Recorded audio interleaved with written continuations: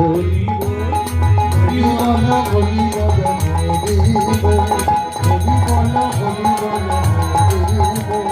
হরি বল হরি বল হরি বল।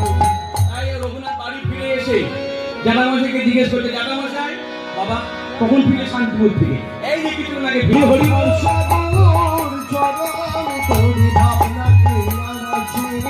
গৌর মনের ভয় ত্রাতা ভাবনা কি আছে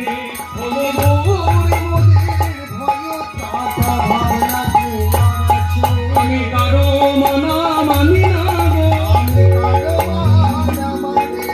আমি সারি করেছি গৌর চরণ, আমার যে কোনো শাস্তি হোক না কেন হরি বল, আমার যে কোনো শাস্তি হোক না কেন